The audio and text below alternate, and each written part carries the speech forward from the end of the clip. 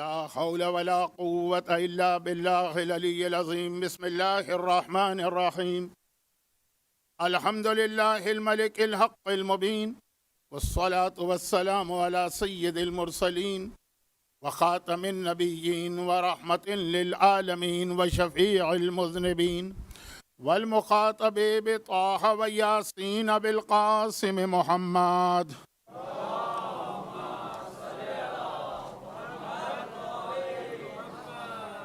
وآله الطيبين الطاهرين الذين ذهب الله عنهم الرجس وطهرهم تطهيرا.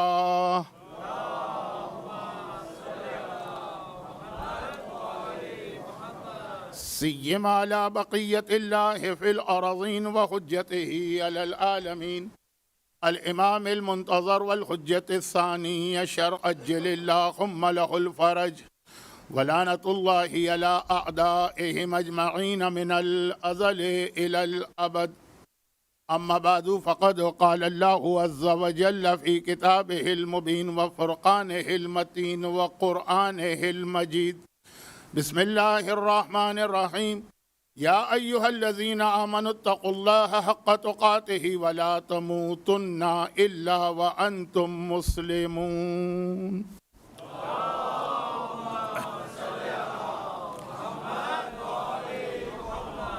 1444 ہجری یعنی 2022 کے ایام ازا کا یہ 5واں عشرہ، جو عشرہ اربعین بھی کہلاتا ہے اور عشرہ زینبیہ، آج اس کی پہلی مجلس ہے، اور حسن اتفاق یہ ہے کہ یہ مجلس شب جمعہ میں واقع ہو رہی ہے۔ اچھا، اب یہاں پر میں ایک گزارش یہ کر لوں کہ اگرچہ یہ چیزیں ممبر پہ بیان کرنا اچھا نہیں ہوتا ہے، کیونکہ آپ حضرات کو خطیب کی جسمانی حالت یا اس کی بیماریوں سے کیا غرض، آپ تو اس کا بیان سننے آئیں، لیکن بہرحال میں دنیا کے بہت دور دراز علاقے سے آ رہا ہوں، اور اتنی لمبی فلائٹ اکنامی کلاس کی سیٹ پر، جسے آج کل انگریزی میں کیٹل کلاس کہا جاتا ہے، ذرا سی ٹانگوں کے لیے اور گھٹنوں کے لیے پریشانی پیدا کر دیتی ہے، جس کی بنا پر آج میں ممبر پر اس سیڑھی پہ نہ بیٹھ سکا جسے عرشہ ممبر کہا جاتا ہے۔ یہ بیان کرنے کی وجہ یہ ہے کہ شاید اس کی وجہ سے امام بارگاہ علی رضا کی انتظامیہ کو، جو ان کا کیمرہ سیٹ ہے، اس میں بھی تھوڑی پریشانی آ رہی ہو، اور یہ جو مائک کی سیٹنگ ہے شاید یہ بھی تھوڑی سی بگڑ گئی ہو، لیکن یہ آج کی حد تک ہے۔ کل میرا اندازہ ہے کہ انشاءاللہ ممبر کی برکت سے، مجلس کی برکت سے اور آپ کی دعاؤں سے میں ایک مرتبہ پھر پرانے انداز سے گفتگو کرنے کے قابل ہو جاؤں گا۔ اور دوسری گزارش،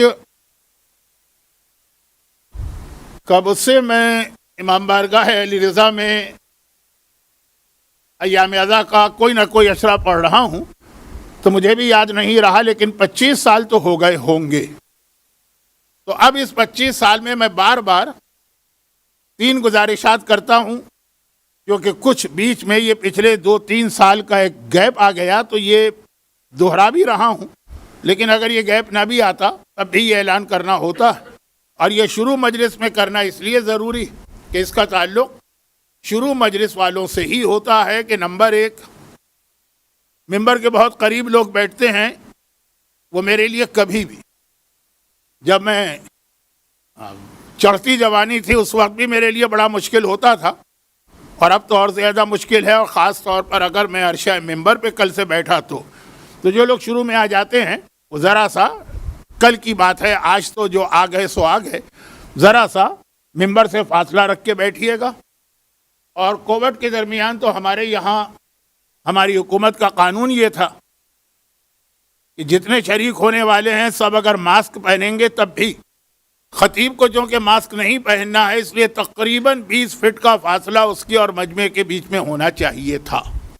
خیر، اب وہ تو سخت مرحلہ گزر گیا، لیکن جب کووڈ نہیں تھا تب بھی میرے لیے مجمع کی بہت زیادہ قربت ذرا مشکل ہوتی تھی، نمبر 1۔ نمبر 2، جب مجلس شروع ہو جائے، شروع کا مطلب میرا بیان نہیں، آغاز مجلس سے اب مرثیہ چل رہا ہو یا حدیث قصہ ہو، مجلس شروع ہو جائے، اس کے بعد میں تو قطعاً اس کو پسند نہیں کرتا کہ اگر میں بھی آ رہا ہوں تو لوگ صف اعضاء پہ کھڑے ہو جائیں۔ وہ ان کی محبت ہے یا وہ ایک احترام دیتے ہیں، لیکن صف اعضاء کا بھی اپنا ایک احترام ہے۔ اب یہاں پہ چھوٹا بڑا سب برابر ہوتا ہے، چنانچہ آپ حضرات سے کل سے گزارش یہ ہے کہ اگر مرثیہ خوانی ہو رہی ہے یا فرض کیجئے کہ حدیث قصہ ہو رہی ہے اور میں آ رہا ہوں تو آپ تشریف رکھیے۔ یہ ہمیشہ دو گزارشات میں 25 سال سے تو کرتا آ رہا ہوں، آج میں نے پھر اس کو دہرا دیا۔ جیسا کہ میں نے کہا کہ ایک امکان یہ ہے کہ آدھی مجلس کے بعد شاید مومنین کرام کی تعداد بڑھ جائے، مگر ان دونوں اعلانات کا ان سے کوئی تعلق نہیں۔ وہ جو دیر سے آئیں گے تو یہ ان کے لیے نہیں ہے، یہ تو ان کے لیے ہے کہ جو مجھ سے بھی پہلے پہنچ چکے ہوتے ہیں۔ اور تیسری اور آخری گزارش، جتنی شب جمعہ سال میں مجھے مجلس پڑھنے کا موقع ملتا ہے، تقریباً اب جھوٹ بھی نہ ہونے پائے، تقریباً ہر شب جمعہ میں، وہ پہلے عشرے میں شب جمعہ آئے، 40 کے عشرے میں شب جمعہ آئے، رمضان کے اندر شب جمعہ آئے، عام دنوں کی کوئی شب جمعہ ہو، تو میں آپ کو بار بار یاد دلاتا ہوں کہ ہر شب جمعہ کے لیے اسلام نے ہمیں خود بخود ایک قسم کا ایک کورس بنا کے دے دیا ہے، جیسے اسکولوں میں ایک کورس ہوتا ہے کہ طالب علم کو ہی پڑھایا جائے گا کہ ہر شب جمعہ تمہیں ان 3 باتوں کو یاد رکھنا ہے۔ اچھا، یاد رکھنا میں غلط کہہ گیا، کیونکہ یہ 3 باتیں تو زندگی میں 24 گھنٹے اور ساری عمر یاد رکھنا ہے، لیکن شب جمعہ ان پر زیادہ توجہ دینا ہے۔ اور وہ 3 موضوعات ایسے ہوتے ہیں کہ بعض اوقات اس عشرے میں میرا موضوع کچھ اور ہوتا ہے، اور پھر بھی شب جمعہ کی مجلس میں میں اپنے موضوع کو روک دیتا ہوں، جو چلا آ رہا ہے اس کو روک کر یہ 3 چیزیں یاد دہانی کے طور پہ، کبھی پوری تقریر اسی پہ ہو جاتی ہے، کبھی صرف شروع کے 10-15 منٹ، لیکن یہ ایک میری شرعی ذمہ داری میں سمجھتا ہوں۔ تو وہ 3 چیزیں آج بھی شب جمعہ، اس اعتبار سے یہ 3 چیزوں کا تذکرہ چاہے مختصر صحیح لیکن کیا جائے گا، لیکن حسن اتفاق یہ ہے کہ اس عشرہ زینبیہ یا عشرہ 40 یا چہلم کے عشرے کے لیے جو میری مجالس کا عنوان ہے، یہ تینوں چیزوں کا اس سے بڑا گہرا تعلق بھی ہے۔ یہ ویسے ہی میرے موضوع سے متعلق ہے، میں اس سے ہٹوں گا نہیں۔ ہو سکتا ہے کہ آج میں اپنے موضوع کو ان 3 باتوں سے کنیکٹ نہ کر پاؤں، لیکن یہ ہے میرے موضوع کا بہت اہم حصہ۔ تو اب اس تمہید کے بعد، 3 تمہیدی باتوں کے بعد جو آخری بات تھی، اس کا تعلق تو میری مجالس کے موضوع اور عنوان سے، موجودہ زمانے میں ایمان بچانے کا طریقہ۔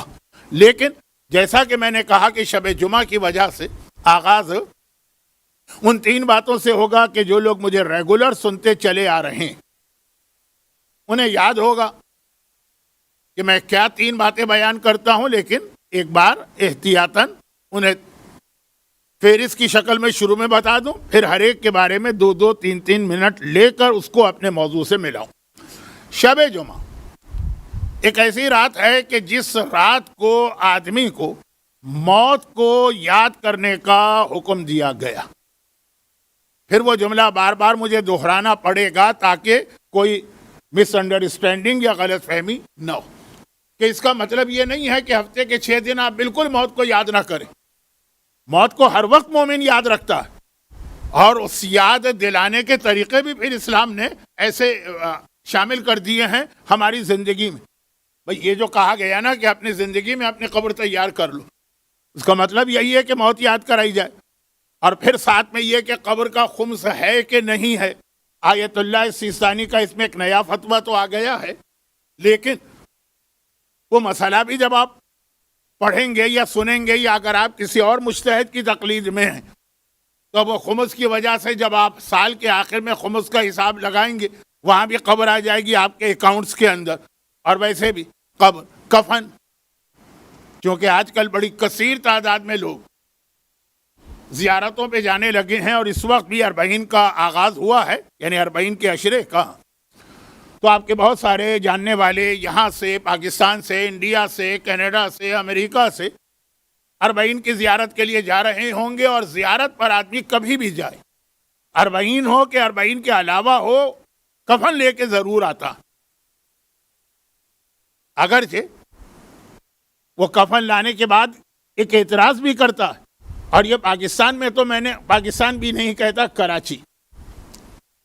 اب لاہور میں کیا ہوتا ہے مجھے نہیں معلوم، اسلام آباد میں کیا ہوتا ہے مجھے نہیں معلوم. کراچی میں کربلا سے لائے ہوئے کفن پہ بہت اعتراض بھی ہوتے ہیں، اور مجھے ہر سال زیارت کے قافلے میں یہ وضاحت کرنا پڑتی ہے کہ ذرا دیکھیں کتنے تعجب کی بات ہے کہ جو کفن شریعت کی احتیاط کا خیال کرتے ہوئے وہاں بک رہا، اس پر ہمارے لوگ پاکستان کے اندر بیٹھ کے اعتراض کرتے ہیں. یہ چیزیں ذرا بات کی، یہ آئیں گی چیزیں آگے چل کے اپنے وقت پر آئیں گی. لیکن خلاصہ یہ ہے کہ کفن گھر میں رہے، لے کر آؤ، لانے کے بعد وہ گھر میں بھی رہے. اب یہ ساری چیزیں وہ ہیں کہ جو آپ کو موت یاد دلانا ہے، وہ یہ نہیں ہے کہ شب جمعہ اپنی الماری کو کھول کر کفن کو جھاڑ پونچھ کے نکالو. نہیں، ہر وقت سامنے رہے جہاں پہ آپ کے دوسرے کپڑے ہیں، تاکہ موت یاد رہے. کفن آج کا موضوع نہیں ہے، قبر آج کا موضوع نہیں ہے. آج کا موضوع یہ ہے کہ مومن کو ہر وقت اپنی موت کو یاد رکھنا ہے، لیکن شب جمعہ تو زیادہ یاد کرنا. اور یہاں بھی ایک لفظ میں غلط بتا گیا جان بوجھ کر. میں نے کہا کہ مومن کو ہر وقت اپنی موت کو یاد رکھنا ہے، اپنی نہیں، موت کو یاد رکھنا، اپنی بھی. اور جو آپ کے مرحومین دنیا سے چلے گئے ہیں، آج بھی کتنی ہی ایسی نیک بچیاں ہوں گی جو نماز مغفرت والدین مغرب اور عشاء کے ساتھ پڑھ کے امام باڑے میں آئی ہوں گی، یا جو نہیں بھی آئی اپنے گھروں میں. آج بھی کتنے ایسے نیک بچے ہوں گے جنہوں نے شب جمعہ کا خیال کرتے ہوئے نماز مغفرت والدین پڑھی ہوگی. لیکن یہ پیغام خالی والدین کی حد تک نہیں، موت چاہے اپنی ہو چاہے دوسروں کی، ہر شب جمعہ اس کو یاد رکھنا ہے. بار بار میں جملہ نہیں دہرانا چاہتا، لیکن جب میں یہ جملہ کہوں تو آپ خود ہی سمجھ جائیے کہ اس کا مطلب یہ ہے کہ یاد تو باقی 6 دنوں میں بھی رکھنا، لیکن آج زیادہ خاص اہتمام کے ساتھ، جیسے پہلے ہوتا تھا. اور ابھی بھی کہیں کہیں میں نے دیکھا کہ شب جمعہ نماز مغرب اور عشاء کے فوراً بعد کوئی نہ کوئی کھانا یا کوئی نہ کوئی چیز مرنے والے کے لیے فاتحہ پڑھوائی گئی. لیکن وہ آدھی ذمہ داری اپنے لیے بھی، اپنی موت کو بھی یاد کرنا ہے، لیکن جتنا ہے وہ بھی غنیمت ہے. نمبر 1. نمبر 2، شب جمعہ وہ ہے کہ جس میں دعا. یہی وجہ ہے کہ ہمارے یہاں اس گئی گزری حالت میں بھی عام دنوں کے مقابلے میں شب جمعہ دعائیں زیادہ ہوتی ہیں. اور کچھ نہ صحیح تو دعائے کمیل آدمی پڑھ ہی لیتا ہے، اور کچھ نہ صحیح تو زیارت وارثہ مومن آج شب جمعہ پڑھتا. اور مجھے یاد ہے کہ آج سے 20 سال پہلے یا شاید 16 سال پہلے امام بارگاہ علی رضا میں میرا ایک پورا عشرہ صرف زیارت وارثہ پہ تھا. اور اس میں میں نے عرض کیا تھا کہ زیارت وارثہ جو ہے نا، یہ دعا ہے. اس میں 3 پہلو ہیں. بظاہر عربی کے چند جملے ہیں، لیکن یہ ہمارا سلام بھی ہے، زیارت وارثہ پیغام بھی ہے. ہم سلام امام کو کر رہے ہیں، میسج اور پیغام ہمارے لیے آ رہا. قلبی لقلبکم سلم و امری لامرکم متبع. خالی یہ جملہ نہیں، تو پوری زیارت ہے. اشہد انک قد اقمت الصلاۃ، پیغام ہے کہ نہیں؟ وآتیت الزکوٰۃ، پیغام ہے کہ نہیں؟ وامرت بالمعروف، پیغام ہے کہ نہیں؟ ونہیت عن المنکر، ایک میسج ہے کہ نہیں؟ واطاعت اللہ، اللہ کی اطاعت، پیغام ہے کہ نہیں؟ اور پھر یہ کہ امری لامرکم متبع، مولا میری زندگی کا ہر عمل آپ کے عمل کے مطابق، میں وہی کر رہا ہوں جو آپ کرتے ہیں. یہ پیغام ہے کہ نہیں؟ بھائی تمہارے گھر میں میوزک چل رہی ہے اور گانے بجائے جا رہے ہیں اور کہہ رہے ہو کہ مولا میں وہ کر رہا ہوں جو آپ کرتے ہیں. اب یہ ہمارے لیے پیغام کہ سوچو کیا کر رہے ہو. داڑیاں شیو کی جا رہی ہیں، بے حجابی اختیار کی جا رہی ہے، مکس گیدرنگ کی جا رہی ہے، حرام کھایا جا رہا ہے، دوسروں کا حق مارا جا رہا ہے. مولا میں تو وہ کر رہا ہوں جو آپ کرتے ہیں. یہ جملہ بھی آپ کو یاد ہوگا نا، نہج البلاغہ میں جو خطبہ ہے علاء حارثی اور اس کے بھائی کا، بہت چھوٹا سا خطبہ ہے. اور یہ بھی ہمارے جو اصل موضوع ہے اس کی تمہید بنے گا، لیکن اس کا ایک جملہ کہ جب مولا نے جا کے اسے ڈانٹا کہ تم کیا کر رہے ہو، اس طرح زندگی گزاری جاتی، کہا مولا میں تو وہ کر رہا ہوں جو آپ کر رہے ہیں، اور وہ اس بات میں سچا تھا۔ یاد کیجئے نا وہ بہت مشہور خطبہ علاء حارثی اور اس کے بھائی عاصم کا، پھٹے ہوئے کپڑے پہن لیے، مولا آپ بھی تو ایسے کپڑے پہنتے ہیں، سوکھی روٹی کھانے لگا، آپ بھی تو یہی غذا کھاتے ہیں، گھر چھوڑ کے درخت کے نیچے رہنے لگا، مولا آپ کا ٹوٹا ہوا گھر ہے۔ اس کے باوجود وہ تو واقعاً وہی کر رہا ہے جو علی کر رہے تھے، اس کے باوجود مولا نے ڈانٹا۔ اور ہم تو جو کچھ کر رہے ہیں اپنے گھروں میں، اور پھر یہ جملہ کہیں کہ آقا حسین میں تو وہی کر رہا ہوں جو آپ کرتے ہیں۔ ہم اپنے مظلوم آقا کی کیا تصویر دنیا کے سامنے پیش کر رہے ہیں، اگر ہمارے گھروں میں وہ نہ ہوتا ہو۔ لیکن بعد میں اس پہ بات ہوگی، ابھی تو میں اس کو یہاں روکتا ہوں کہ زیارت وارثہ کے جملے یہ سلام نہیں ہے، یہ پیغام ہے۔ تو زیارت اپنی جگہ پہ سلام بھی ہے آقا کو، اور خوش قسمت لوگوں کو ابراہیم مجاب کی طرح جواب بھی ملتا ہے، پھر ایک پیغام بھی ہے اپنے لیے۔ اور سب سے جو اس کا اہم ایک حصہ ہے وہ یہ کہ دعا بھی ہے۔ بہترین روزی اور رزق کے لیے دعا زیارت وارثہ ہی، اور چونکہ میں بھی اس پہ پڑھتا ہوں، علماء بھی پڑھتے رہتے ہیں، میں تو ایک طالب علم، تو میں اس کی تفصیل میں نہیں جا رہا۔ زیارت وارثہ کا ذکر کہا گیا کہ اس گئی گزری حالت میں بھی شب جمعہ کو لوگ زیادہ دعائیں پڑھتے ہیں یا مانگتے ہیں۔ تو یہ تیسرا پیغام بھی لوگوں کے ذہن میں تھوڑا تھوڑا تو ہے کہ آج کی رات دعا کی رات۔ اب اس کا مطلب یہ نہیں کہ اتوار کے دن ہمیں کوئی مسئلہ پیش آیا تو ہم نے کہا کہ نہیں ابھی ٹھہر جاؤ، انتظار کر لو شب جمعہ آ جائے، دعا تو شب جمعہ ہے۔ نہیں، دعا ہر وقت، جہاں پرابلم ہو، جہاں پریشانی ہو، جہاں مصیبت ہو، وہاں پہ دعا مانگنا ہے، لیکن شب جمعہ زیادہ۔ اب یہ تین پیغام، اور میرا اصل موضوع موجودہ زمانے میں ایمان کی حفاظت، اس میں یہ تینوں چیزیں ہوں گی، ابھی تو دو چیزیں ہوں۔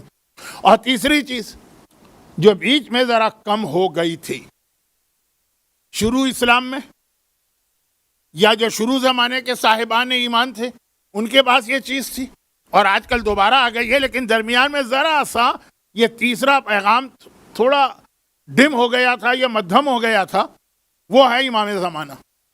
اب امام زمانہ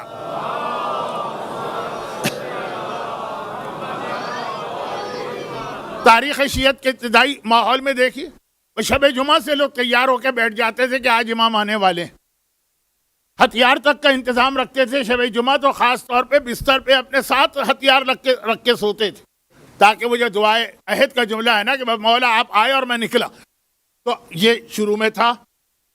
اور شروع سے مطلب یہ ہے کہ تقریباً 400-500 سال، پھر درمیان میں ہم نے دیکھا کہ اتنا ذکر نہیں ہوتا تھا امام کا، اور اس میں بھی ایک مصلحت تھی جو کل کی مجلس میں آپ کے سامنے آئے گی۔ یہ غلط نہیں تھا ہمارے بزرگوں کا طریقہ، لیکن ہم نے آخر میں دیکھا کہ ایک بار پھر ذکر امام زمانہ کا بہت بڑھ گیا ہے، اور اس میں شب جمعہ اور جمعے کی صبح دعائے نتبہ۔ تو اب یہ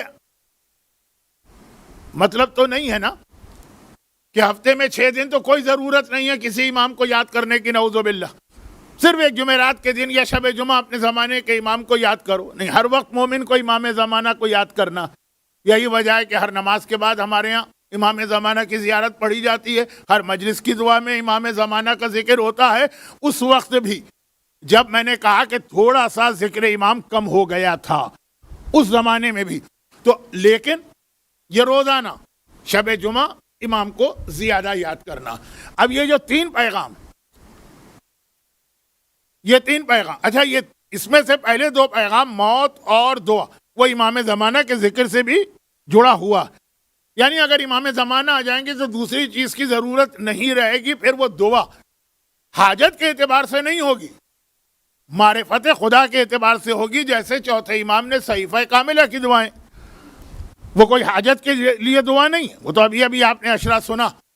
تو خلاصہ یہ ہے کہ ان تینوں میں امام زمانہ سب سے اہم بن جاتے ہیں، لیکن یہ میرا آج کا موضوع نہیں ہے، مجھے تو یاد دلانا ہے کہ ہر شب جمعہ کے یہ تین پیغام، اب ان تین پیغاموں کو اسلام نے مزید اس میں ہر ایک میں 3 باتیں ہمیں بتائیں۔ موت ہو اس میں بھی 3 باتیں، دعا ہو اس میں بھی 3 باتیں، امام زمانہ ہو اس میں بھی 3 باتیں۔ پہلی بات تو ابھی جو میں نے بتائی ہے، تقریباً 15 منٹ تو ہو گئے مجھے آپ کو زحمت دیتے ہوئے۔ پہلی بات تو یہ ہے کہ یہ 3 چیزیں، تینوں کو یاد رکھو، بھولنے نہ پاؤ، ذہن سے نہ نکلنے پائے، غافل نہ ہونے پاؤ، ہر وقت یہ یاد رکھو، یاد رکھو موت کو، یاد رکھو دعا کو، یاد رکھو امام زمانہ کو۔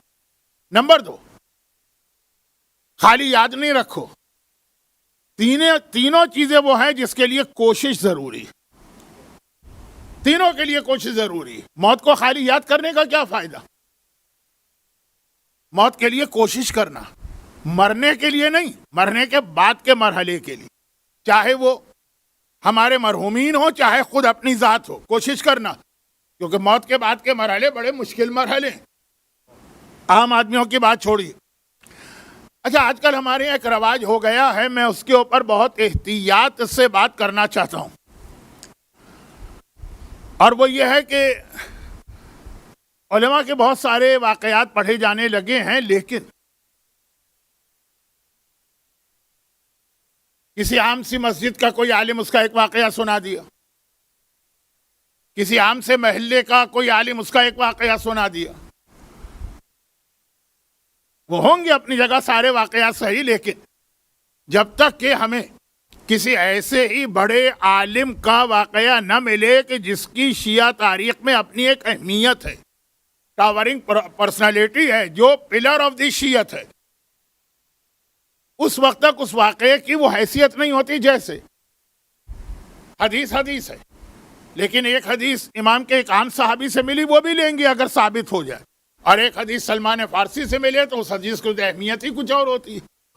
حدیث اگر حدیث قصہ کی طرح جابر ابن عبداللہ انصاری سے ملے، اس حدیث کی اہمیت ہی کچھ اور ہوتی ہے۔ تو جب میں علماء کے واقعات پڑھتا ہوں تو میری کوشش یہ ہوتی کہ میں انہی مجتہدین نہیں، مجتہدین کے بھی جو استاد ہیں، استاد المجتہدین، ان کے واقعات پڑھوں۔ ایک چھوٹا سا واقعہ سن لیجئے تاکہ تھوڑا سا یہ اندازہ ہو جائے کہ مرنے کے بعد کا مرحلہ کتنا مشکل اور سخت ہوتا ہے۔ اچھا، ہماری ریسنٹ تاریخ، بہت پرانی نہیں، یعنی تقریباً 50 60 سال 70 سال پہلے کی بات ہے، بہت ہی عظیم عالم تھے، مرجع تھے، آغائے جمال الدین گلپائگانی۔ میں نے زور اس لیے دیا جمال الدین پر کہ آغائے گلپائگانی ایک وہ مشہور گزرے ہیں جن کی کچھ مہینے تقلید کی گئی تھی آغائے خوئی کے انتقال کے بعد، وہ نہیں، ان سے پہلے، اور بہت پہلے نہیں، جو نجف کا ایک گولڈن پیریڈ کہلاتا ہے، سیکنڈ ورلڈ وار اور اس کے فوراً بعد کا، اپنے زمانے کے مرجع تھے۔ لیکن مسئلہ یہ تھا کہ ہمارے یہاں انڈیا پاکستان میں ایک کنسپٹ پہلے سے چلا آ رہا ہے، آج کل بہت بڑھ گیا کہ جی مرجع تو خالی ایک ہونا چاہیے، وہ امام ہے کہ ایک وقت میں صرف ایک امام ہو سکتا ہے، حتیٰ اگر 2 بھی ہیں تو ان میں امام ایک ہوگا، دوسرا وہ ہے، پہلے کی شہادت کے بعد وہ امام بنے گا۔ روایتیں بھی ہیں، واقعات بھی ہیں۔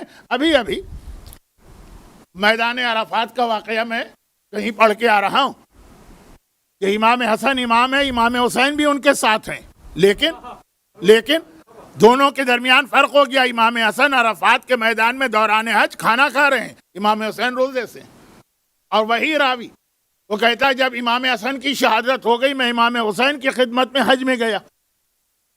ایک حج کوئی تھوڑی 25 30 حج ان لوگوں نے کی، تو برابر میں چوتھے امام کا خیمہ تھا، باپ بیٹے دونوں حج پر آئے، چوتھے امام روزے سے، امام حسین کھانا کھا رہے ہیں، اور چوتھے امام کے بعد یہی میں نے 5ویں امام کو دیکھا کہ باپ کے ساتھ حج پہ آئے، چوتھے امام کھانا کھا رہے ہیں اور 5واں امام روزے سے۔ اور راوی نے پوچھا کہ مولا میں نے آقا حسین کو دیکھا کہ اس وقت روزے سے تھے، اب بعد میں کھانے لگے، آپ کو دیکھا، آپ کے بابا کو دیکھا چوتھے امام کو کہ جب وہ امام حسین کے ساتھ حج پہ آتے تھے تو روزہ رکھتے تھے، اور جب اکیلے آئے آپ کے ساتھ تو کھانا کھا رہے ہیں۔ تو جواب دیا کہ حسن حسین کے زمانے میں حسن امام تھے، ان کی زندگی صاحبان ایمان کے لیے ایک رول ماڈل تھی، اس لیے وہ کھانا کھا رہے تھے، حسین اللہ کی وہ عبادت کر رہے تھے۔ پھر میرے بابا کے زمانے میں ان کے بابا امام تھے، چوتھے امام 12 اماموں میں شامل ہیں، امامت کا اس وقت تک اعلان نہیں ہوا تھا۔ تو باقی روایت آپ خود سمجھ جائیے۔ تو خود معصومین کے یہاں ہمیں یہ جملے ملتے ہیں کہ ایک وقت میں ایک ہی امام ہوگا. اگر ایک سے زیادہ امام ہیں جو روز ازل سے پروردگار نے 12 امام رکھے لیکن امامت کا عہدہ ایک کے پاس ہے. ہمارے ہاں بعض لوگ یہ ڈیمانڈ مرجے سے کرتے ہیں کہ ایک وقت میں صرف ایک مرجع ہونا چاہیے, 2 کہاں سے آ گئے؟ اچھا, ایک تو یہ ہوا سوال. اس کے بعد پھر اگلا جملہ یہ ہوتا کہ اس سے پہلے تو ہم نے کبھی یہ نہیں سنا. یہ بڑا خطرناک جملہ. اس کا مطلب یہ ہے کہ اسلام وہ ہے جو ہم نے سنا, بس.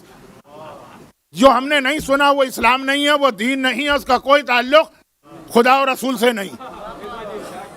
ہماری وہ پوزیشن ہے جو خدا کی پوزیشن ہے کہ جو خدا نے کہا وہ اسلام ہے, جو ہم نے سنا وہ اسلام ہے. اس کے علاوہ یہ بڑا خطرناک جملہ ہے, اگرچہ کہنے والے کو خود نہیں پتا کہ میں جو جملہ کہہ رہا ہوں یہ کتنا خطرناک ہے, لیکن چھوڑ دیجئے اس بات کو. یہ جملہ اکثر کہا جاتا ہے کہ پہلے تو ایسا نہیں تھا, اور میں کہتا ہوں کہ شیخ طوسی کا زمانہ چھوڑ کر پوری شیعہ تاریخ میں کوئی زمانہ دکھا دیجئے جب صرف ایک مرجع رہا ہو. ایک تو چھوڑیں, خالی 2 رہیں, 8-8 10-10 مرجع ہر دور میں ہمارے یہاں رہے ہیں, اور کوئی اس میں تعجب کی بات بھی نہیں تھی, اور لوگ اپنی اپنی تحقیق کے مطابق تقلید کرتے تھے. مسئلہ کیا تھا؟ مسئلہ یہ تھا کہ چونکہ اس زمانے میں کمیونیکیشن کے وسائل بہت کمزور تھے. یہ موبائل تھا نہیں, یہ انٹرنیٹ تھا نہیں, یہ یوٹیوب, یہ انسٹاگرام, یہ سوشل نیٹ ورکنگ کی ساری چیزیں, فیس بک وغیرہ کچھ نہیں تھا. تو اگر 2 مرجع ہیں یا 3 مرجع ہیں تو ہمیں ان میں سے نام صرف 1 یا 2 کا ملتا تھا. وہ ایک الگ پریشانی تھی. بلکہ 200 سال پہلے چلے جائیے تو جو ایک مرجع, اس کا فتویٰ بھی انڈیا اور پاکستان میں پہنچنا مشکل ہو جاتا تھا, کیونکہ اس وقت تو پرنٹنگ پریس بھی نہیں تھا انڈیا پاکستان میں کہ کتابیں ہی آ جائیں. وہ مجبوری کا مسئلہ. اگر مجبوری میں آپ کو تیمم کرنا پڑے تو آپ یہ ضد کریں کہ جی ہم نے تو ہمیشہ سے تیمم دیکھا ہے اپنے آپ کو یا اپنے باپ کو, تو ہم تو مرتے دم تک تیمم کریں گے. یہ غلطی. مجبوری الگ ہے, اور جب وہ مجبوری نہ رہی, مراجع سے کانٹیکٹ ہو گیا, کتابیں چھپنے لگی, ہر چیز اتنی فاسٹ کہ ابھی میں یہاں مجلس پڑھ رہا ہوں, ہو سکتا ہے کوئی بھولا بھٹکا میری کوئی مجلس آن لائن سن رہا ہو تو وہ دنیا کے دوسرے سرے پہ سن رہا ہوگا, جو میں ابھی اس منٹ میں کہہ رہا ہوں وہ سن رہا. تو پہلے مجبوری والا مسئلہ الگ تھا. مسئلہ پتہ کیسے چلے؟ چنانچہ انڈیا میں اور بلکہ پاکستان تو بنا بھی نہیں تھا, انڈیا میں وہ جو ایک مرجع ہوتا تھا اس کی بھی تقلید نہیں ہوتی تھی, کیونکہ اس سے رابطہ نہیں ہو سکتا ہے, ایکسس نہیں ہے, اس کے مسئلے نہیں آ سکتے. تو خیر یہ ایک طرف رکھیے بحث, یہ میرا موضوع ہے نہیں, میں کہاں سے کہاں نکل گیا.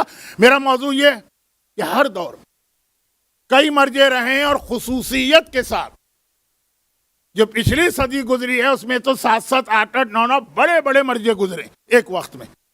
تب ہمارے یہاں نام تو آتا تھا, مثلا یہ جن کا میں نے نام لیا, آغا جمال الدین گلپائگانی, یہ آغا بروجردی اور آغا محسن حکیم کے زمانے کے تھے.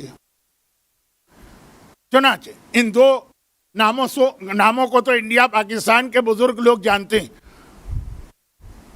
لیکن اتنی بڑی شخصیتیں تھیں دونوں کہ پھر اس کے بعد جو ذرا ان سے رتبے میں کم ہیں ان کا نام نہ آ سکا. یہ آغا جمال الدین گلپائگانی. اچھا, یہ ان کا ایک بہت مشہور واقعہ ہے, وہ اصل موضوع نہیں, لیکن میں بتا رہا ہوں کہ ہمارے یہاں جو آج کل ایک تصور یا کنسپٹ پھیلایا جا رہا, اب پھیلانے والے کون ہیں وہ کوئی اور ہیں, لیکن میں اس کا ذکر نہیں کرنا چاہتا ہوں, کہ جس میں ہمارے مراجع کو شہرت طلب, اقتدار طلب, مال طلب, وہ ساری خرابیاں جو مولا نے کہیں کہ ایک آدمی کو تباہ کرنے کے لیے کافی کہ جی یہ اتنے سارے مراجع اس لیے ہیں کہ ہر ایک کو کرسی چاہیے. میں تو ذرا بدتمیزی کے انداز میں بات کرتا ہوں نا, یا اس لیے ہے کہ ہر ایک کو خمس چاہیے, یا یہ کہ یہ اس لیے کہ ہر ایک کو اپنی شہرت چاہیے, 1.5 انچ کی مسجد علیحدہ بنانا. یہ تصور آہستہ آہستہ پھیلایا جا رہا ہے, اور میں جیسا کہ میں نے کہا کہ مومنین کرام کا تصور نہیں ہے, یہ ذہنوں میں ڈالا جا رہا ہے, لیکن اس کو ایک طرف رکھ دیجئے. اس میں یہ واقعات ایک آدھ میں بیان کرتا ہوں. جب ان کی سرجری ہوئی تھی, بات ہے آج سے 70 سال پہلے کی، جب میڈیکل سائنس نے اتنی ترقی نہیں کی تھی اور اتنی معلومات بھی نہیں تھی. تو اس وقت ایک چیز یہ بہت مشہور تھی کہ سرجری سے پہلے جو مریض کو بے ہوش کیا جاتا، اینستھیسیا جو دیا جاتا ہے، اس کے اندر نشہ ہوتا ہے. ایک بات یہ بہت مشہور تھی کہ نشے والی چیزیں، آدمی نشے میں جاتا ہے اس لیے اس کو پتہ ہی نہیں چلتا کہ اس کا پیٹ کاٹ دیا، کہ ہاتھ کاٹ دیا، کہ ٹانگ کاٹ دی. اچھا یہ چیز تو لوگوں کو معلوم کر کے بتانا ہے، لیکن نہیں، ہر چیز کی توقع مرجع سے. تو ان کا فتویٰ تو یہی تھا کہ جب معلوم نہیں ہے کہ اس میں نشہ ہے کہ نہیں ہے تو استعمال جائز ہے. لیکن جب اپنی سرجری ہوئی تو کہا کہ میں اینستھیسیا نہیں لوں گا، اس کے بغیر میری سرجری کرو. ایک امکان، ایک احتمال تو ہے نا، امکان تو ہے نا کہ جو چیز مشہور ہو گئی کہ شاید اس میں نشے والی چیز ہو، تو میں تو نشے والی چیز چاہے مسئلے کے اعتبار سے وہ جائز بھی ہو لیکن میں استعمال نہیں کروں گا. آسان نہیں ہے.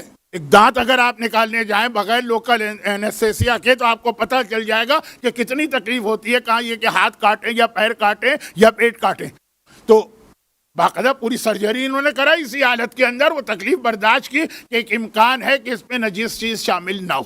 جیسے آپ کو معلوم ہوگا کہ بہت سارے احتیاط کرنے والے بزرگ اور علماء، اب بعض اوقات مجتہدین، پرفیوم وغیرہ سے احتیاط کرتے ہیں کہ اس میں الکوہل شامل ہے، جبکہ یہ والی الکوہل پاک ہے. لیکن وہ اپنی جگہ آپ کو فتویٰ دیں گے استعمال کر لو، اپنے لیے گریز کریں گے کہ امکان تو ہے. تو ہم خالی واجب و حرام کی پابندی نہیں کرتے، حرام و مکروہ سے بھی اپنے آپ کو، مستحب و مکروہ کی بھی پابندی کرتے ہیں. تو یہ ان مراجع میں سے ایک تھے جن کی یہ سرجری حوزہ علمیہ میں بہت مشہور ہوئی. اور ضمناً ایک بات اور عرض کر دوں کہ 2 واقعات آپ کو علماء کے ملیں گے، اور یہ ابھی 100-150 سال کے اندر کے واقعات ہیں، کیونکہ اس سے پہلے میڈیکل سائنس سرجری کے اندر بالکل گھٹنوں کے بل چل رہی تھی، سرجری اتنی کامن نہیں تھی. یہ 100-150 سال میں. دوسرا یہ ملے گا کہ بعض مراجع اس لیے اینستھیسیا نہیں لیتے تھے کہ ان کے فتوے میں، چونکہ مرجع کے فتوے پہ آپ عمل کر رہے ہیں، تو مرجع کا دماغ جو ہے نا وہ ایک لمحے کے لیے بھی معوف نہیں ہونا چاہیے یا ختم نہیں ہونا چاہیے. کہا بے ہوشی کے عالم میں دماغ کام نہیں کرتا تو جو میرا فتویٰ ہے اس پہ عمل کرنے والوں کی عبادت ضائع نہ ہو جائے.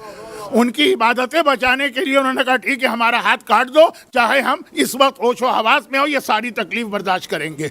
یہ سارے واقعات پچھلے 100 سال کے ان مراجع کے ہیں جن کے خلاف ہمارے ذہنوں میں زہر ڈالا جا رہا ہے. اور ہم ایک جملہ کبھی کبھار کہہ دیتے ہیں کہ پہلے تو بڑے اچھے علماء ہوتے تھے، اب بہت خراب ہونے لگے. اچھا شاید اتنا کھل کے کوئی نہ کہے، لیکن مطلب یہ آغا جمال الدین گلپائگانی آغا نائینی کے شاگرد ہیں. آغا نائینی ہمارے حوزے کے ان مراجع میں سے ایک ہیں. لفظ مرجع بھی ان کے لیے چھوٹا کہ آج بھی 80 سال کے بعد بھی ہمارا حوزہ ان کے اوپر چل رہا ہے. یعنی ان چند مراجع میں سے ایک ہیں کہ جن کے نظریات آج بھی بہت پاپولر ہیں اور جن کے شاگردوں میں اتنے مرجع بنے. جیسے وہ ایک پارس پتھر ہوتا ہے نا کہ جو چیز اس سے مس ہو جائے وہ بھی سونا بن جاتی ہے. ایک ہمارے زمانے میں مرحوم آغا خوئی تھے. جتنے بھی اس وقت مراجع ہیں اور ان سے پہلے والے وہ سب ان کے شاگرد رہے. یہ آغا خوئی کے استاد آغا نائینی. اب یہ جمال الدین گلپائگانی ایک مرجع، کیونکہ آپ نے نام نہیں سنا تو مجھے تعارف بھی کرانا پڑا اور تھوڑا اپنے علماء کے موجودہ زمانے کے، ہمارے زمانے کے یا ہمارے باپ دادا کے زمانے کے علماء کے تقوی اور تقدس کو بھی پیش کرنا پڑا. لیکن اصل واقعے پر آ جائیے. وہ فرماتے ہیں کہ میرے استاد آغا نائینی، یہ یاد رکھیے اس وقت پلر ہیں ہمارے حوزہ علمیہ کا. 80 سال پہلے انتقال ہو گیا، لیکن جو ان کی اجتہاد کی ریسرچ ہے آج بھی کوئی مرجع اس کے بغیر مرجع نہیں بن سکتا ہے. کہا کہ میں شاگرد تھا آغا نائینی کا، اور ان کے خالی ایک شاگرد نہیں، میں نے نام لیا نا، آغا کوئی بھی ان کے شاگرد تھے، آغا محسن حکیم بھی ان کے شاگرد تھے، اور اتنے سارے. ایک دن آغا نائینی نے مجھے یہ واقعہ سنایا کہ میرے استاد، اب نام زیادہ ہو جاتے ہیں تو آپ لوگ ذرا سا چکرا جاتے ہیں، اور یہ سارے نام میں نے کہا کہ یہ کسی عام عالم کے نہیں ہیں، اگرچہ عالم کے ساتھ لفظ عام مجھے اچھا نہیں لگ رہا، لیکن آج کل جس طرح سے واقعات بیان ہو رہے ہیں اس کی وجہ سے مجھے کہنا پڑ رہا، یہ پلر آف دی شیعت ہیں جن کے میں نام لے رہا ہوں. کہا کہ میرے استاد آغا افشارقی، ان کا واقعہ بہت مشہور ہے، لیکن چونکہ نام ذرا مشکل ہے نا تو لوگوں نے واقعہ ان کا ہے نام بدل کر ان کے زمانے کے ایک اور مرجع کے نام سے مشہور کر دیا. ایک آغائے بزرگ شیرازی تھے جنہوں نے تمباکو کے مسئلے پر ایک جہاد کیا تھا اور تمباکو پہ بین لگایا تھا. بہت مشہور واقعہ ہے، شاید بچوں کے لیے نیا ہو، لیکن میرے پاس آج بیان کا وقت نہیں. وہ آغائے بزرگ شیرازی کا زمانہ آج سے 120 سال پہلے کا زمانہ، اور اس وقت کے دنیا کے حالات کو دیکھیں تو کچھ اتنا پولیٹیکل چینج آ رہا تھا کہ ان کی مرجعیت کی ذمہ داری بہت بڑھ گئی تھی، تو انہوں نے اپنی باقی ذمہ داریاں اپنے ساتھیوں میں تقسیم کرا دی. نماز جماعت تم پڑھاؤ گے، میں ہر جماعت میں نہیں پہنچ سکتا ہوں، اور درس جو میں اجتہاد کا درس دیتا ہوں وہ تم دو گے، میرے لیے ممکن نہیں ہے مرجعیت کی اتنی ذمہ داریوں کے ساتھ. میں سمجھا نہیں پا رہا ہوں اس لیے کہ کچھ حالات سینسیٹیو ہیں. 150 سال پہلے جائیے دنیا کے کیا حالات تھے اور مرجعیت ان کے کندھوں پر ہے. کون؟ آغا بزرگ شیرازی. تو انہوں نے اجتہاد کا درس جو تھا وہ اپنے ساتھی آغا افشارقی کو دیا، اجتہاد کا درس تم دو گے. اور واقعہ ان کا ہے، وہ واقعہ جو کووڈ میں بہت مشہور ہوا، لیکن چونکہ افشارقی ذرا ایک نیا نام ہے انڈیا پاکستان کے لیے، تو لوگوں نے یہ آغا شیرازی کا بزرگ شیرازی تمباکو والے. نجف اشرف کی زیارت آپ میں سے ہر ایک نے بار بار کی. پہلے مجمع کو دیکھ کے پوچھنا پڑتا تھا کہ بھائی کوئی ہے زیارت والا، اب یہ پوچھنا پڑتا ہے کہ آپ نے 15 دفعہ زیارت کی ہے کہ 20 دفعہ زیارت کی ہے کہ 30 دفعہ زیارت کی ہے. یہ بھی ظہور امام کی ایک نشانی ہے، لیکن یہ سلسلہ ایک آدھ دن کے بعد. تو جس وقت آپ مولا کے روضے سے وادی السلام میں جاتے ہیں، جیسے ہی مولا کے روضے سے نکلتے ہیں، یاد ہے نا کون سے گیٹ سے نکلتے ہیں؟ باب طوسی. اگر آپ مولا کے روضے سے جائیں وادی السلام تو سامنے ہی شیخ طوسی کی قبر ہے، لیفٹ ہینڈ کے اوپر گنبد ہیں، 2 گنبد. لیکن جس گیٹ سے آپ نکلتے ہیں اس گیٹ سے ملی ہوئی جو دیوار اس میں یہ آغا بزرگ شیرازی کی قبر ہے. لیکن اس وقت کے حالات دنیا کے ایسے تھے کہ اپنی ذمہ داریاں دے دی انہوں نے اپنے رائٹ ہینڈ آغا افشارقی کو. جیسے آپ کو معلوم ہوگا کہ جب آغا خوئی آخری عمر میں حالات اس وقت ایسے تھے وہاں کے، تو انہوں نے نماز جماعت اور اپنا اجتہاد کردہ آغا سیستانی کو دے دیا تھا. تو آغا افشارقی، اور انہی کے زمانے میں سامرہ میں وہ بیماری پھیلی جس سے بچنے کا طریقہ آغا افشارقی نے بتایا ہے. ابھی کووڈ میں یہ واقعہ بہت مشہور ہوا، کچھ لوگوں نے آغا بزرگ شیرازی کے نام سے، کچھ نے آغا عبدالکریم حائری کے نام سے. نہیں، آغا افشارقی نام ذرا مشکل ہے لیکن شخصیت بہت بڑی. کہ آغا بزرگ شیرازی کہہ رہے ہیں کہ میں جو اجتہاد کا درس دیتا تھا ان میرے شاگردوں کو تم اب اجتہاد کا درس دو گے. اسی میں آغا نائینی بھی ان کے شاگرد تھے. تو وہ جو واقعہ کہ زیارت عاشورہ پڑھو لیکن عام طریقے سے نہیں، امام زمانہ کی والدہ نرجس خاتون کی طرف سے، اور پھر آخر میں کہو کہ مولا یہ ہدیہ میں آپ کی والدہ کی خدمت میں پیش کرتا ہوں، تو اب آپ اس پریشانی اور مصیبت سے ہمیں بچائیے. اور سامرہ کے صاحبان ایمان اس پریشانی سے بچے رہے. واقعہ ہے تو بہت انٹرسٹنگ لیکن اتنا مشہور ہو گیا، اور کووڈ کے زمانے میں اور زیادہ مشہور ہو گیا کہ زیارت عاشورہ نہیں پڑھیں بلکہ جناب نرجس خاتون کو تحفہ پیش کریں تب اس کا وہ بینیفٹ ہے. لیکن اس کے بغیر بھی پڑھیں گے تو زیارت عاشورہ تو واحد زیارت ہے، واحد زیارت ہے، واحد زیارت ہے.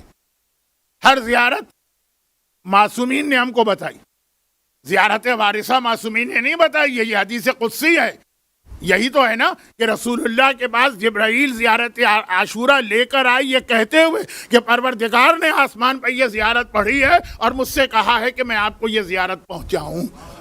زیارت عاشورہ کلام خدا ہے، گرچہ باقی زیارتیں بھی کلام خدا ہے لیکن وہ امام کے تھرو آئی، اور یہ ڈائریکٹ جبرائیل لے کر آئے جیسے قرآن کو لے کے آتے ہیں.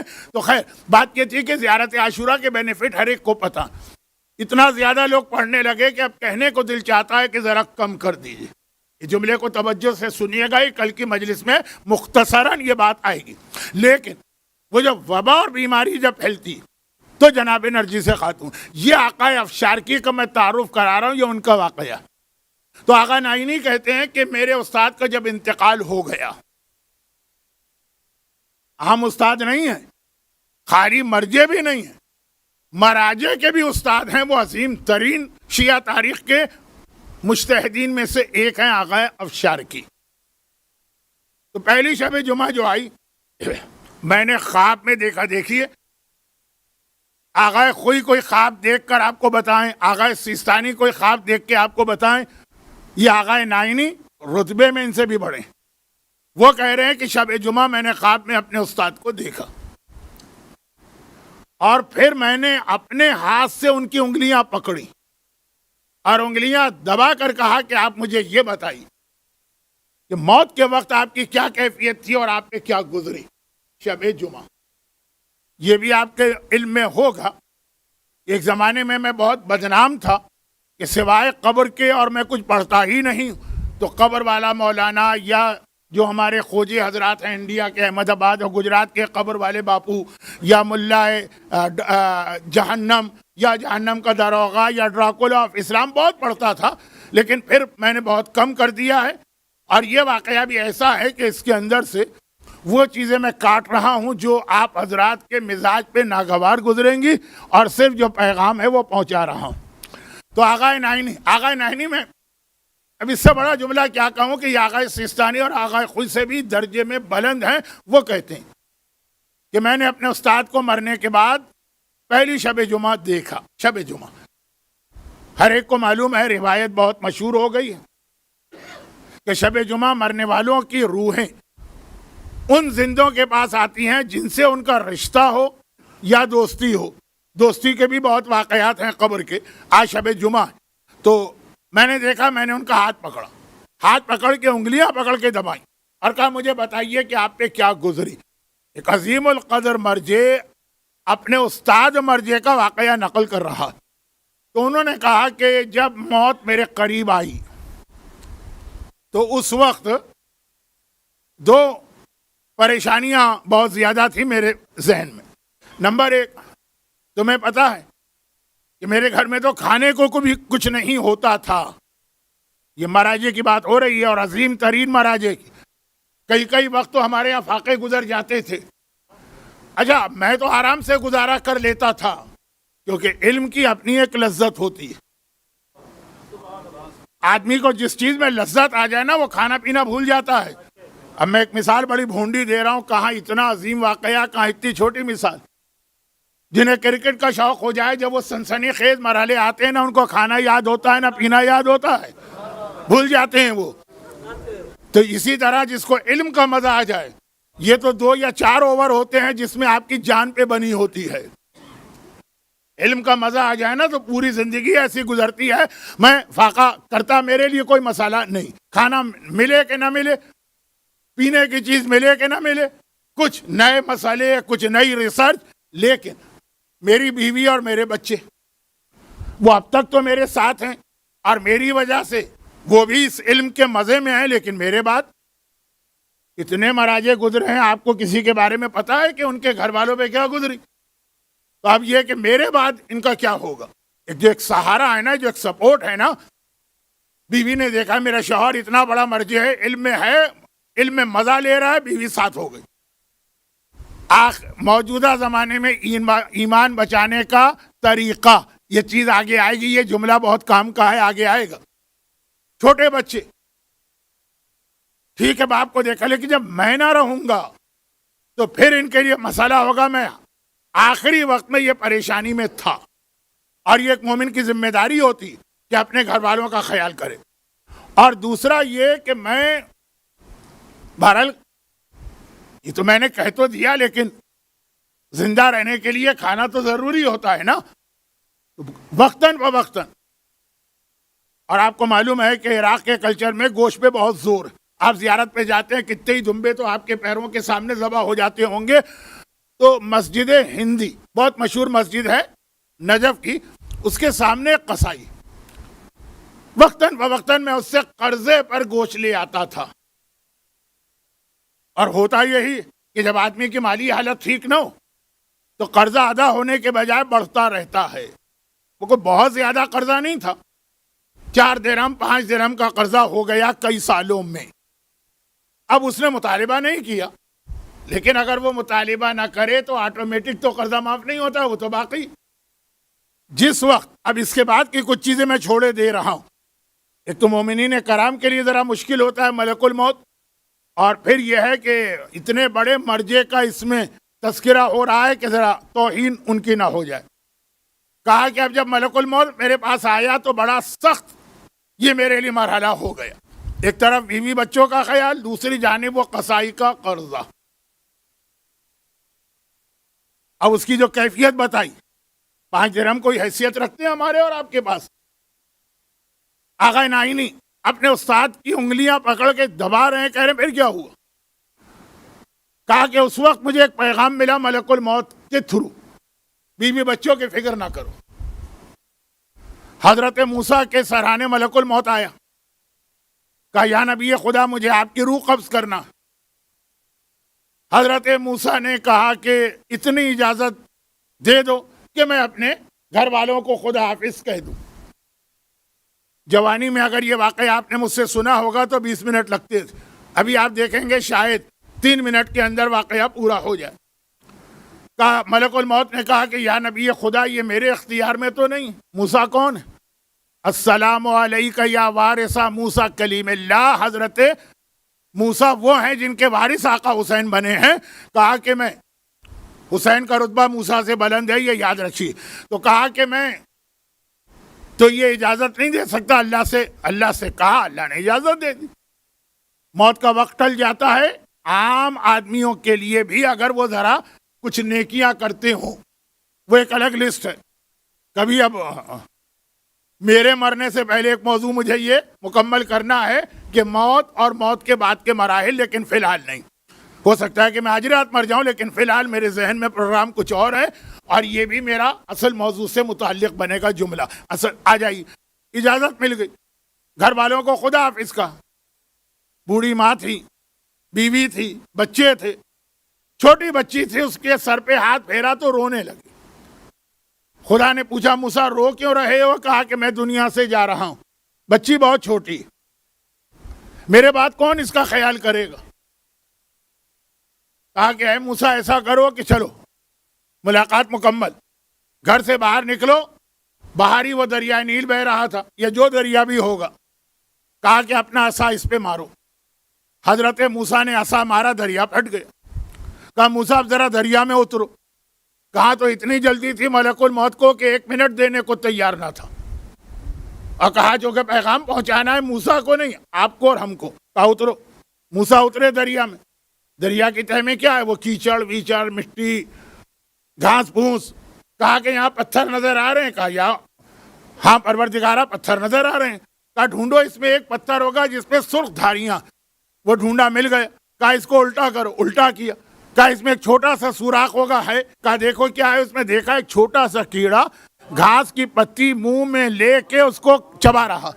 کہا کہ موسیٰ دنیا کے سینکڑوں دریاؤں میں سے، اس دریا میں سینکڑوں پتھروں میں سے ایک پتھر کے اندر ایک چھوٹا سا کیڑا ہے. میں نے اس کو بھی نہیں بھلایا اور میں نے اس کا بھی خیال نہ رکھا، تو تم کیسے سمجھ سکتے ہو کہ تمہارے مرنے کے بعد تمہاری اولاد کا یا تمہارے گھر والوں کا خیال میں نہ رکھوں گا؟ میں ہوں خیال رکھنے والا، تم نہیں ہو.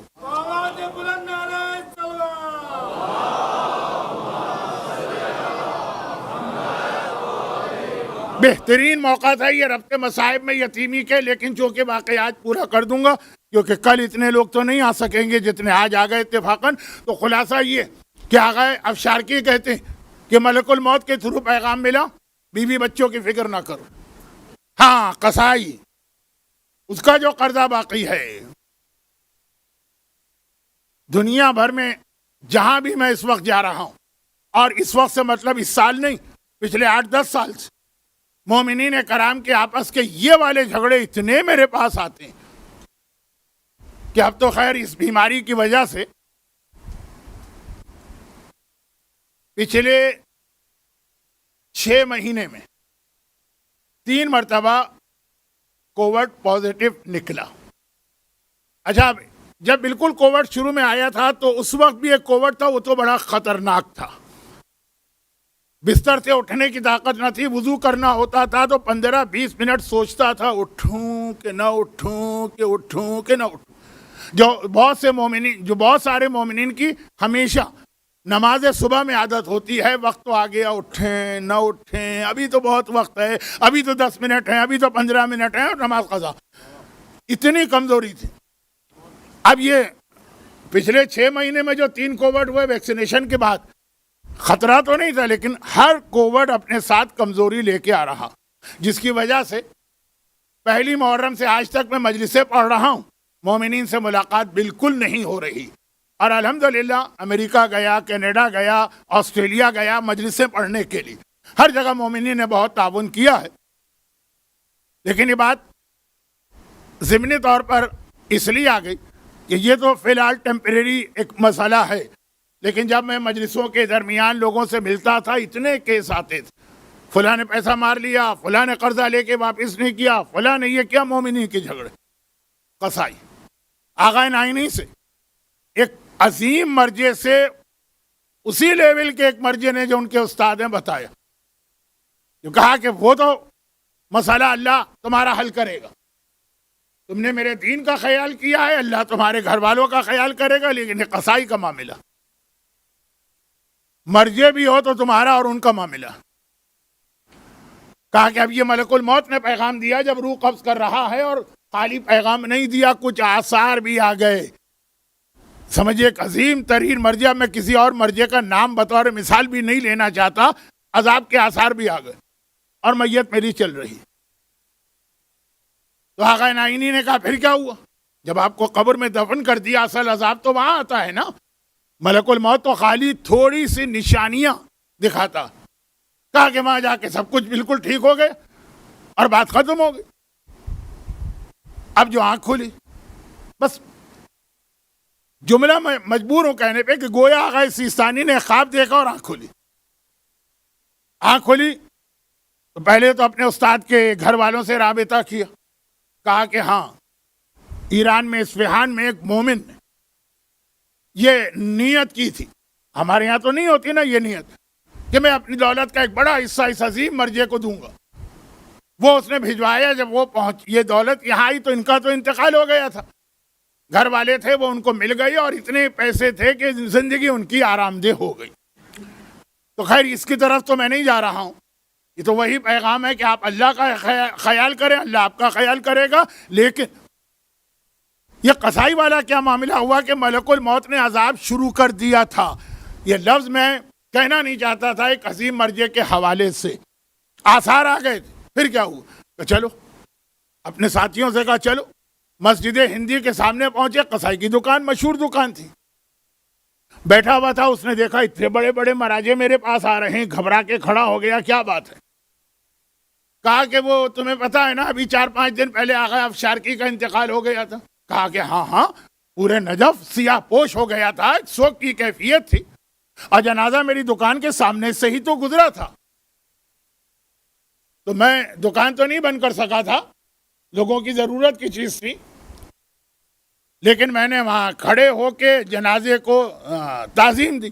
कहा बस उनका कोई कर्जा। कहा कि हाँ, जब वो जनाजा जा रहा था मेरे दिल में ख्याल आया कि 5 दिरहम एक दिन में नहीं, आधा दिरहम, चौथाई दिरहम, इतना इनका कर्जा आ गया है, अब ये दुनिया से चले गए, मैं इसी वक्त इसी लम्हे इनको माफ करता हूँ।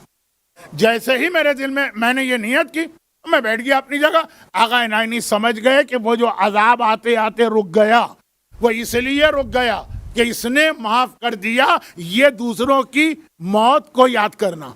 अब ये मजमा इतना बड़ा मेरे सामने आ गया है कि मैं चकरा रहा हूं कि जो बात मैंने शुरू में कही थी, जो इसने इस मजमे ने नहीं सुनी थी, उसे दोबारा दोहराऊं। तो एक तो वैसे ही वक्त बहुत कम रह गया, दूसरा ये कि जो शुरू से बेचारे बैठे, कि मैंने कहा शब जुमा मौत याद करना है, अपनी भी और दूसरों की भी। और याद करने का मकसद क्या है, जो अगला जुमला था, कोशिश।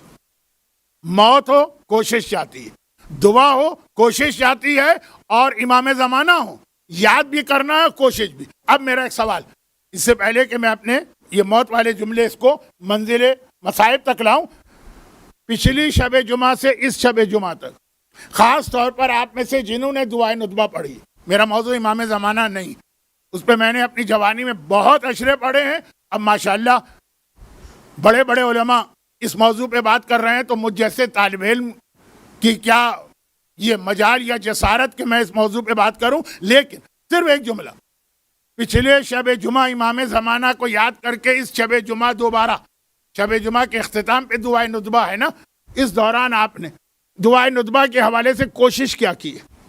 ہر دعا کے لیے کوشش ہے تو اصول ہے، مانا ہوا، کوشش کیا کی ہے آپ نے؟ یہ اپنے آپ سے سوال کریں، اور اس کے بعد کل اس کی بات کو آگے بڑھاؤں گا۔ تو موت کے حوالے سے کوشش، یعنی خالی موت یاد نہ کریں، اس کے لیے کوشش اور تیاری، اور خالی دعا نہ کریں، اس کے لیے کوشش اور تیاری، اور خالی امام زمانہ کو یاد نہ کریں، کوشش۔ تو کیا پیغام؟ 3 پیغام مجھے دینا تھے، 2 مل گئے۔ پہلا پیغام یہ تھا کہ 3 چیزیں آپ آج رات آپ کو یاد رکھنا ہے، بھولنے نہ پائیں۔ نمبر 2، یہ 3 چیزیں یاد رکھنے کا مطلب کیا ہے کہ اس کے لیے کوشش بھی کرنا، خالی یاد نہیں رکھنا، اور خالی کوشش نہیں کرنا ہے، یاد بھی رکھنا۔ اور تیسری چیز کل آئے گی، وہ بڑی دلچسپ چیز ہے، اور اس سے میرا اصل موضوع آگے بڑھے گا۔ کوشش، موت کوشش، دعا کوشش، امام زمانہ کوشش۔ اور اس حوالے سے ہمارے سامنے بہترین مثال کربلا کا عاشور کا دن ہے، بہترین مثال۔ دیکھیں، موت اور کوشش تو ہو گئی، اب دوسری چیز دعا تھی۔ کربلا کا سلسلہ کہاں سے جڑا ہے؟ بدر سے۔ جنگوں کے حوالے سے بات کر رہا ہوں، باقی دشمنیاں نہیں، جنگوں کی۔ بدر کا ویسے ہمارے یہاں موضوع ہوتا ہے ذی العشیرہ سے غدیر تک، غدیر سے کربلا تک، لیکن جہاد کے حوالے سے بات کر رہا ہوں کہ کربلا کا سلسلہ جوڑا ہے بدر سے۔ جنگ بدر بہت اہم لڑائی، اور کل آپ دعائے ندبہ میں بھی یہ پڑھیں گے، اور 1 مہینے پہلے زیارت عاشورہ میں بھی آپ نے پڑھا ہوگا کہ کربلا میں انتقام لیا گیا، احقاد البدریہ، بدر کا انتقام۔ اور خود یزید نے اپنے دربار میں بیٹھ کے کہا کہ آج میں نے اپنے بدر و احد کے بزرگوں کا انتقام لیا۔ بدر 17 رمضان، شب 17 رمضان میدان بدر میں لشکر اسلام نے ساری رات دعائیں مانگی ہیں، اور اگلے دن جہاد کیا۔ اور کربلا 61 ہجری شب عاشور لی گئی، ساری رات دعائیں مانگی گئی ہیں، اور اگلے دن جہاد کیا۔ خالی جہاد بھی نہیں ہوا، خالی دعائیں بھی نہیں ہوئی۔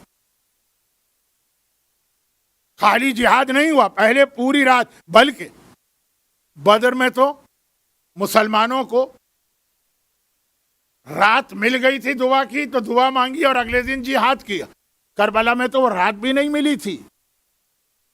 عمر سعد نے 9 محرم کی سپہر کو پہلا تیر پھینک کر اپنی طرف سے لڑائی شروع کر دی، لیکن یہ اہمیت دعا بتانا تھی کہ آقا حسین نے یہ 1 رات مانگی۔ اب اس رات مانگی کا مطلب یہ ہے کہ رات دی، ان لوگوں کو ایک مہلت دی، لیکن وہ رات جو مانگی بظاہر، کیونکہ یہ کہا نا کہ جاؤ عباس، جا کے یہ 1 رات کی مہلت ان سے مانگو تاکہ یہ ساری رات ہم عبادت خدا میں گزارے۔ تو کربلا، بدر میں نہیں، لیکن کربلا میں تو ایک دم لڑائی شروع ہو سکتی تھی، روکا حسین نے، پوری 1 رات مانگی، اس پوری رات میں عبادت کی گئی، اور کوئی عبادت بغیر دعا کے ہوتی ہی نہیں، دعائیں مانگی گئی، اور پھر جہاد کربلا کیا گیا۔ میرا جملہ یاد رکھیے گا جو میں نے ابھی 10 منٹ پہلے کہا، آپ نے کل بھی امام زمانہ کو یاد کیا، آج بھی یاد کر رہے ہیں، لاسٹ فرائیڈے کو بھی امام زمانہ کے لیے دعائے ندبہ پڑھی، کل بھی پڑھیں گے۔ اس دوران کوشش کیا ہوئی ہے؟ دعا تو ہے، دعا کے ساتھ کوشش۔ کربلا پیغام، پوری رات دعا کرو، پورا دن کوشش کرو، تب جا کے کامیابی حاصل ہوتی ہے۔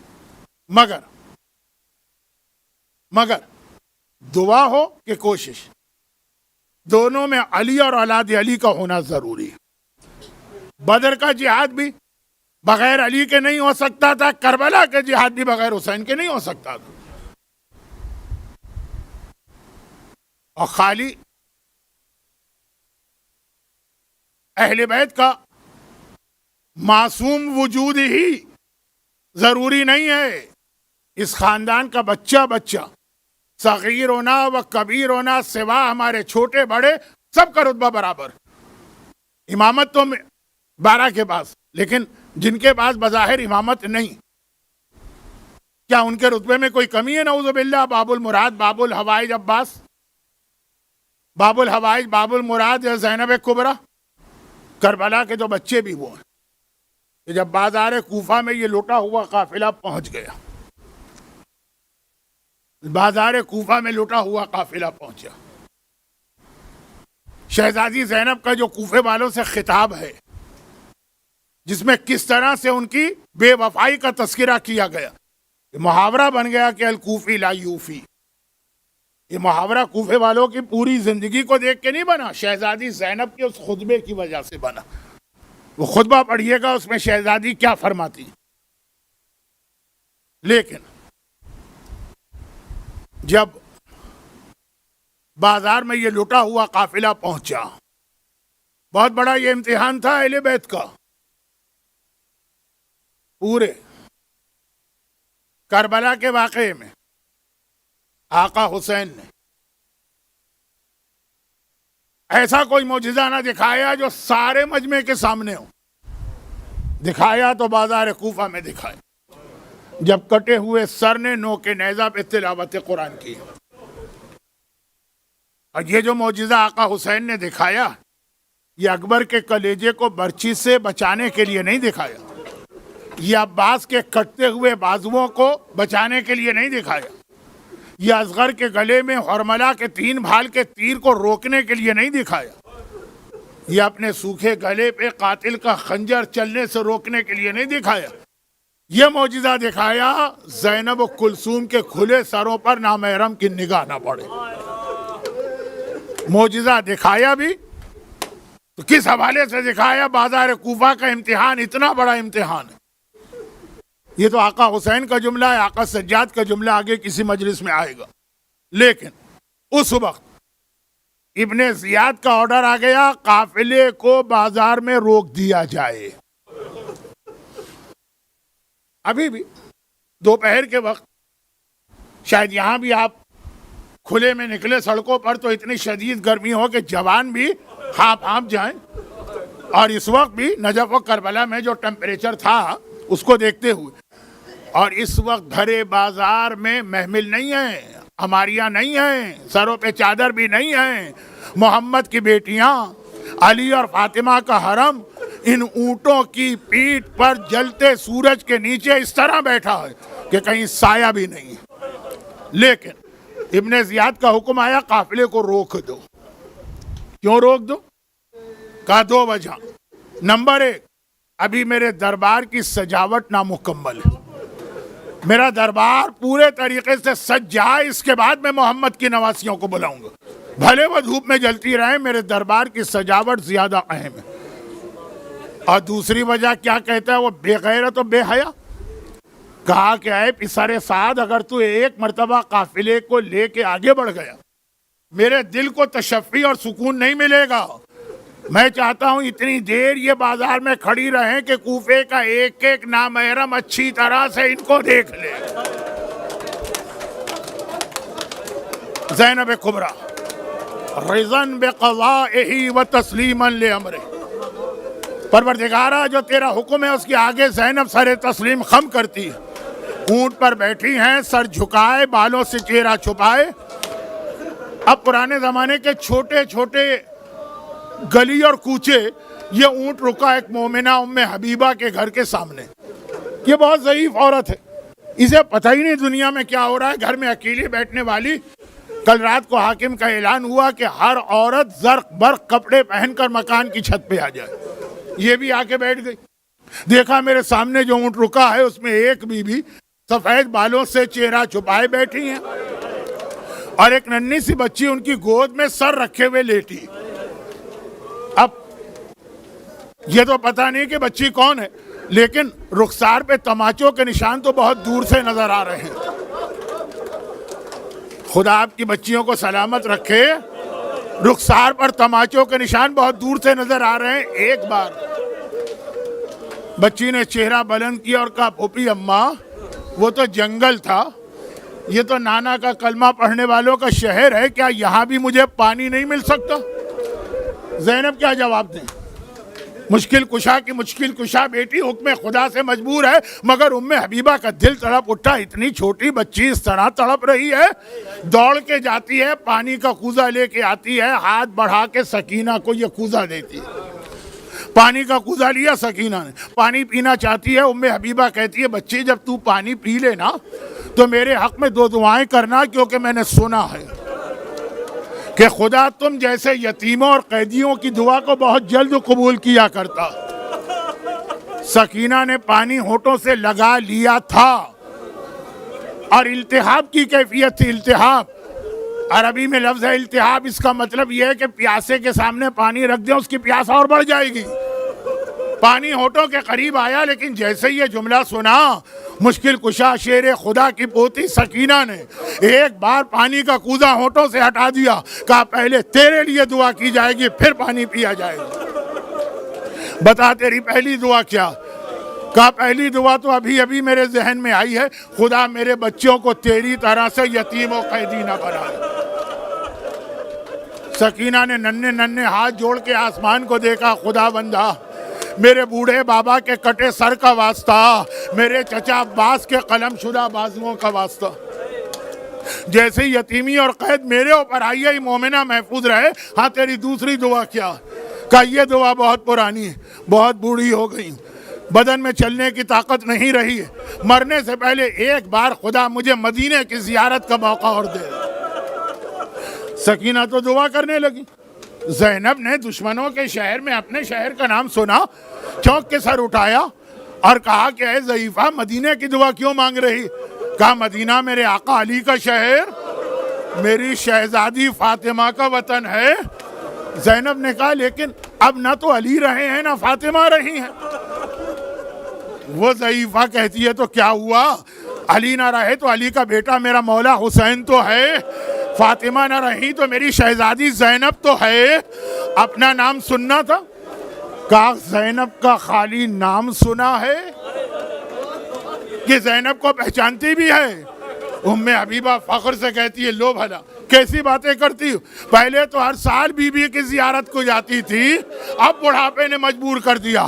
زینب نے دائیں دیکھا بائیں دیکھا، کوئی نامحرم متوجہ نہ تھا، سب کٹے ہوئے سر کے قریب تھے. چہرے سے بالوں کو ذرا سا ہٹایا. اے ام حبیبہ ذرا غور سے دیکھ کے پہچان لے، میں ہی فاطمہ کی بیٹی زینب ہوں.